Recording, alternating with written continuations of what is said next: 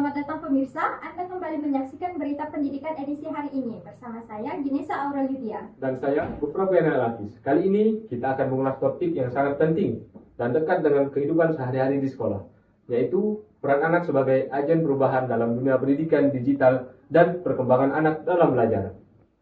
Benar sekali, dalam dunia pendidikan, anak-anak bukan hanya penerima ilmu pengetahuan, tetapi juga agen perubahan yang memiliki peran besar dalam menciptakan suasana belajar yang inovatif, kreatif, dan menyenangkan. Ya, anak-anak adalah generasi penerus bangsa yang memiliki potensi besar. Untuk membahas lebih dalam, hari ini kita telah menghadirkan dua narasumber istimewa dari MTS Negeri Kota Singkawang. Kepada Farel dan Brenda, di tempat kami persilahkan.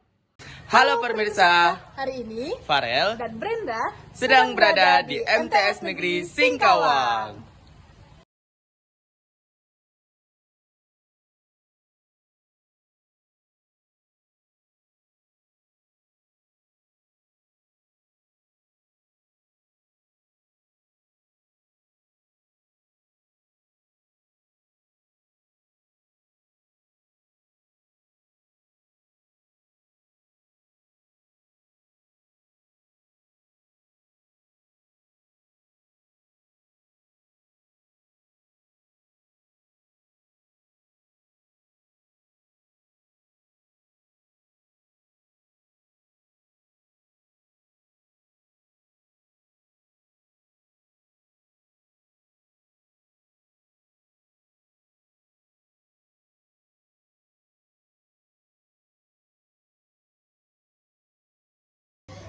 Baik, terima kasih atas waktu dan tempat yang diberikan oleh Gufra dan Amra.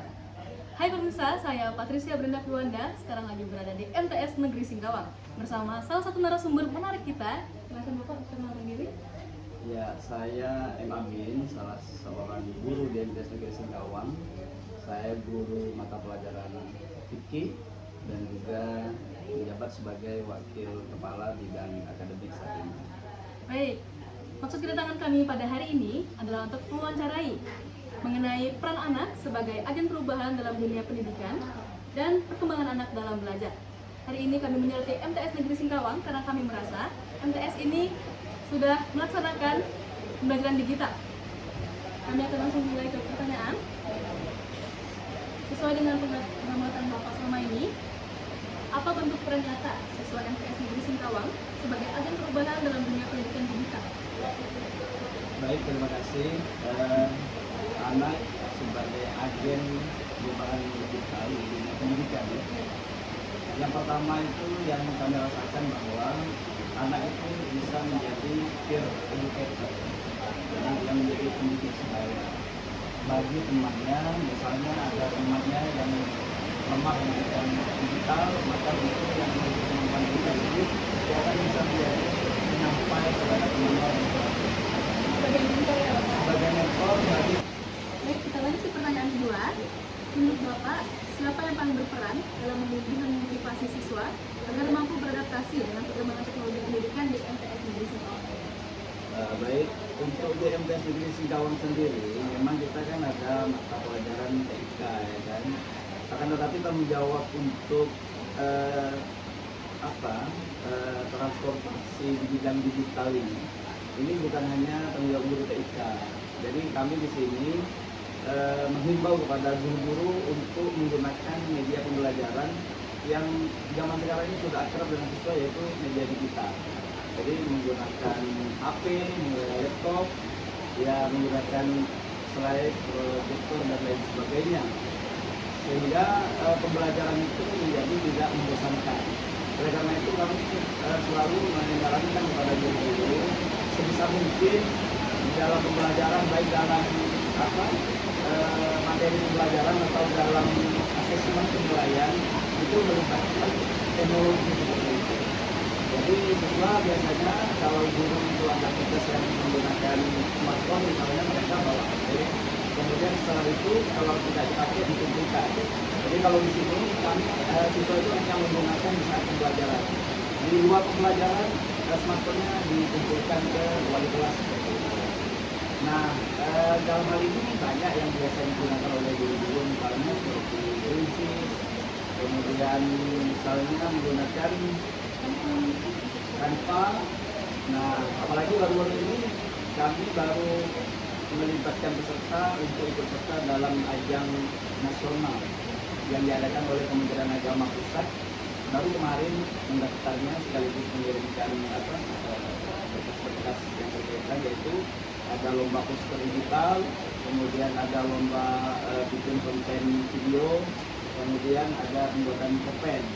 Nah, kami mengirim yang video itu ada 2 orang peserta, yang poster ada 3 orang peserta, kemudian yang cerpen ada 2. Jadi itu semuanya secara digital. Berarti sebelum dikirimkan kita sudah dibimbing terlebih dahulu. Sudah dibimbing terlebih dahulu, kita sudah menyiapkan pembimbingnya masing-masing. Assalamualaikum warahmatullahi wabarakatuh. Selamat siang pemirsa. Perkenalkan, saya Farel Andrian dari SMA Negeri 1 Singkawang. Pada kesempatan kali ini, saya ingin melakukan wawancara mengenai peran anak sebagai agen perubahan dalam dunia pendidikan serta perkembangan anak dalam belajar. Bersama narasumber kita yaitu Iya, saya Nufawaka. Di sini saya guru BK kelas 9 MTS Negeri Kota Singkawang. pada wawancara ini bertujuan untuk mengetahui pandangan dan pengalaman Ibu sebagai guru di MTS Negeri Singkawang terkait topik kita yaitu peran anak sebagai agen perubahan dalam dunia pendidikan serta perkembangan anak dalam belajar. Kita lanjut ke pertanyaan Iya, berikutnya. baik. Di mana penggunaan teknologi digital paling efektif diterapkan untuk mendorong anak menjadi agen perubahan? Di mana ya? Di sekolah bisa, di rumah juga bisa, tapi hari ini pembatasan terkait penggunaan handphone terutama itu kita lagi sosialisasikan untuk ada pembatasnya, ada batasannya maksudnya. Entah itu di sekolah itu kan hanya sekolah berarti dia nggak pegang handphone kan, kecuali kalau ada butuh ulangan, alif misalnya, nah itu begitu. Kalau di MTS di Singkawang ini apakah membawa smartphone itu diwajibkan setiap hari atau Tidak diwajibkan, malah jangan bawa handphone. Bawa handphone kalau di kebutuhan aja. Biasanya untuk kalau ada ulangan, nah bawa tuh handphone. Dititipkan itu pun tidak dipegang sendiri, tapi dititipkan ke guru wali kelasnya nanti pas masing-masing. bagian waktunya baru Iya, baru digunakan. digunakan dan dikembalikan pas waktu pulang. Oh, Mm-mm. selanjutnya Bu. Iya. Selanjutnya, mengapa kemampuan digital dianggap penting untuk membentuk anak sebagai agen perubahan dalam pendidikan modern? Penting karena kita minta anak itu harus pandai beradaptasi, itu harus siap agar nanti di 5-10 tahun ke depan kita nggak tahu kecanggihan teknologi ke depan kan, nah, itu kan harus siap. Kalaupun nggak siap, misalnya dikasih penguatan aja, ada pelatihan, kan ada guru TIK, teknik informasi, nah itu juga bagian dari penggunaan handphone, platform. Ada juga sebenarnya tugasnya bikin video, mereka itu diminta untuk bikin video, di-upload ke YouTube. Oh ya. Nah, itu juga bagian dari upaya untuk gimana caranya anak hari ini tuh bisa beradaptasi dengan dunia digital, agen perubahan supaya dia berubah juga. Dalam arti punya prinsip juga dalam perubahan, melakukan perubahan ke arah yang positif. Kalau yang negatif coba kita evaluasi kembali. Sudah pertanyaan terakhir ya Bu. Iya. Bagaimana cara sekolah atau guru memastikan bahwa teknologi digital digunakan untuk meningkatkan perkembangan belajar? Oke, caranya kalau kami sepakat kan visi kami kan meningkatkan iman takwa. Itu penting karena itu bagaikan fondasi awal.